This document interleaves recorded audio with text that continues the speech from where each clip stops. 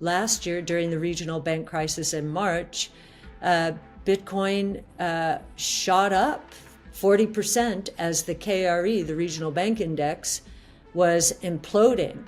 And here again, the regional bank index is acting up. And after a little bit of a correction, after 11 ETFs were introduced, we are seeing Bitcoin catch a bid again. So this idea that it's a flight to quality or a flight to safety is reasserting itself here. Cathie Wood, the founder, CEO, and CIO of ARK Invest, has been a staunch advocate for Bitcoin for over a decade. Her Florida-based firm initially invested $100,000 in the cryptocurrency back in 2014.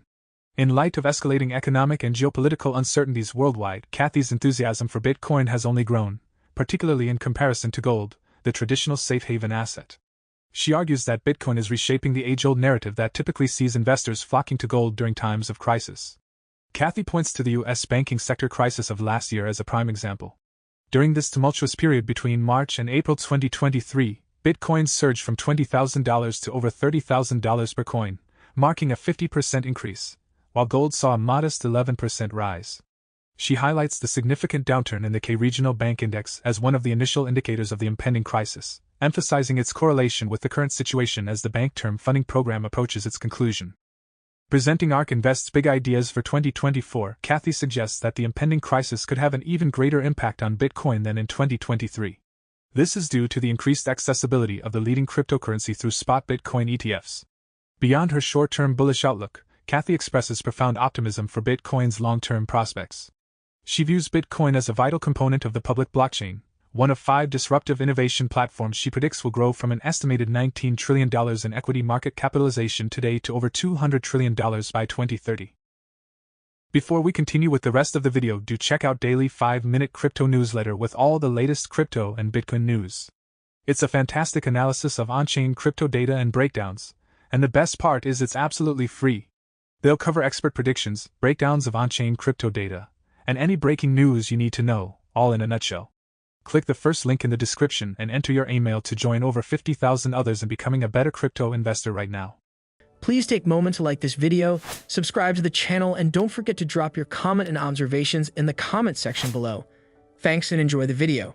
If you look at the market today, roughly 19 trillion of the 117 trillion in global equity market cap is associated with disruptive innovation. So let's say a little more than 15%. If we're right, and with Brett's guidance, our analysts have, built the building blocks for us to be able to say this. If we're right, that 19 trillion is going to scale to 220 trillion during the next really 7 years. So that's a 42% compound annual rate of return. And whereas the rest of the world, we see appreciating little or nothing at all. Why would that be? It's back to that creative destruction. The traditional world order is going to change radically. And the traditional benchmarks, the broad-based benchmarks, whether it's the S&P 500, MSCI World, and the NASDAQ, for example, they're not going to be able to keep up with this. And one of the reasons, we learned an important lesson from Tesla. The S&P did not put Tesla in that index until it had hit $500 billion in market cap. Why? Well, 2 of their criteria are a 4-quarter moving average of profitability with the last quarter profitable. Well, Tesla didn't hit that, I think, until 2020 or 21. I forget. I think it was 21. Was it, Brett? Yes. And just think about that. How many companies are bigger than that 500 trillion? And oh, by the way, most people who waited until the S&P gave them permission to move into Tesla are underwater right now because they're, as is always the case, with disruptive innovation, there's controversy, and it has taken the stock down. Anyway, so we're pretty excited, and as you can see, we delineate those growth rates by major innovation platform, with robotics being the fastest growing. It's also at a very, very low base. Industrial robots, in particular, very low base. Whereas AI, 37%, that is off of a substantially larger base. And just to give you a sense of the drama here, even for us, and all we do is focus on disruptive innovation.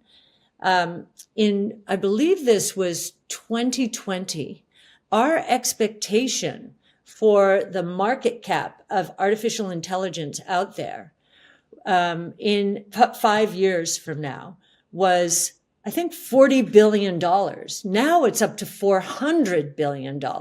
Cathie's unwavering belief in the transformative potential of these 5 innovation platforms, artificial intelligence, blockchain technology, robotics, genomic sequencing, and energy storage, is profound.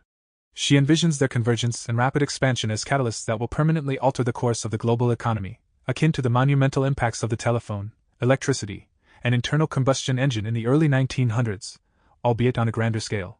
While these earlier innovations led to a 5-fold increase in real GDP growth, Cathie anticipates even greater achievements from these 5 platforms. Expert projections suggest a decline in growth from the historical average of 3% to approximately 2.6%. However, Cathie's research paints a far more optimistic picture, projecting an astounding growth rate of 88.5%. Even under the most conservative estimates, this surge would result in these platforms claiming a larger share of the global equity market cap, soaring from $199 trillion to over $220 trillion within the next 6 years. Cathie further predicts that this unparalleled growth will significantly impact the prices of Bitcoin and Ethereum in the long term. Her forecasts for these cryptocurrencies stand at $1.5 million and $28,000, respectively. As we return to the video, let's delve deeper into these transformative insights. Last year, during the regional bank crisis in March, Bitcoin shot up 40% as the KRE, the regional bank index, was imploding. And here again, the regional bank index is acting up. And after a little bit of a correction, after 11 ETFs were introduced, we are seeing Bitcoin catch a bid again. So this idea that it's a flight to quality or a flight to safety is reasserting itself here. The reason we believe Bitcoin went down after the ETFs were introduced is because there was a lot of anticipatory buying before Bitcoin or the ETFs came out. There was a bit of the sell on the news. These are the trading types who just are very opportunistic in that way. 15 million of the 19.5 million Bitcoin outstanding are in what we call strong hands. They haven't moved their Bitcoin in more than 155 days. And this chart just shows you that even relative to gold, Bitcoin has been rising. There's now a substitution into Bitcoin. And we think that is going to continue now that there is a much easier way, less friction-filled way to access Bitcoin. On the macroeconomic front, Cathie holds a more cautious outlook. She expresses concern that the U.S. economy may be on track for a rougher landing than initially anticipated. Such an outcome would entail a moderate to severe recession, heightened rates of bankruptcy and layoffs, and increased hardships for American citizens. Cathie fears that these challenges could be exacerbated by the looming threat of another crisis in the regional banking sector. Recent reports paint a grim picture for regional banks in the United States. With approximately $2.7 trillion in commercial real estate loans, of which around 80% are held by smaller, regional banks, the sector faces significant hurdles.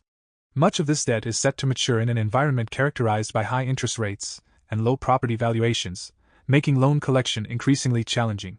The recent example of New York Community Bank Corp., which reported a staggering $252 million loss in the last quarter compared to a $172 million profit in the same period in 2022, underscores these concerns.